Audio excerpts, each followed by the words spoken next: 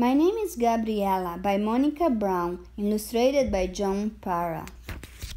My name is Gabriela Mistral. It is a name I choose myself because I like the sound of it. I love words and sounds and stories. When I was a little girl, I lived with my mother and Emelina, my sister, in a small house in the beautiful Elqui Valley in Chile. From my bedroom window, I could see the Andes Mountains. When I couldn't sleep, I would look up at the mountains and wonder what could be beyond them. Zebras with polka dots, rainbow-colored flowers, angels reading books. I loved words. I liked the sounds they made rolling off my tongue, and I liked the way they could express how I felt. When I saw a butterfly fluttering, I noticed the way the words fluttering butterflies sounded together, like a poem. I taught myself to read so that I could read other people's words and stories. I read stories about princes and princesses, about monsters and about birds and flowers. I also liked to write poems, sing songs, and tell stories using the words that I knew. I told stories about happy times and sad times, about mothers and babies and little children. I liked to play school with the children of my village. I pretended to be the teacher, and my friends, Sofia, Ana, and Pedro, were my pupils.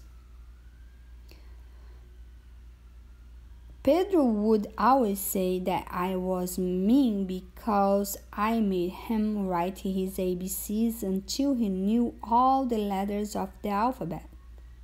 But I told him that the alphabet is important. How else would he create words and tell his stories without it? In our pretend class, we sang songs like the baby chicks are saying peep, peep, peep. It means they're cold and hungry. It means they need some sleep. That was Sophia's favorite song. During the recess, we had fun running and chasing and laughing and playing. When I grew up, I became a real teacher and writer. I taught the children of Chile, and many of my students became teachers themselves. I still wrote poems, happy poems, sad poems, stories of mothers and children, but I also wrote poems about animals, about parrots and peacocks and even rats. I also traveled to faraway places. I never saw zebras with polka dots or rainbow-colored flowers, but I met wonderful children and their teachers. I traveled to Europe, to France and Italy. I traveled to Mexico. I traveled to the United States. Everywhere I went, I wrote and taught and met teachers. I saw how all over the world people wanted their children to learn. My stories traveled the world with me. People liked to read my happy stories, my sad stories, my stories of women and children, my stories of parrots and peacocks, and old lions, and of the fisher folk who slept in the sand and dreamed of the sea.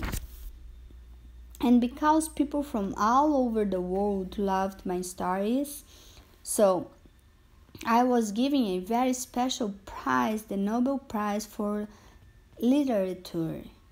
When I accepted the grand award, I thought of the beautiful mountains outside of my window in Chile, of my mother and sister, of the children of my village, and of all the stories that still need to be told.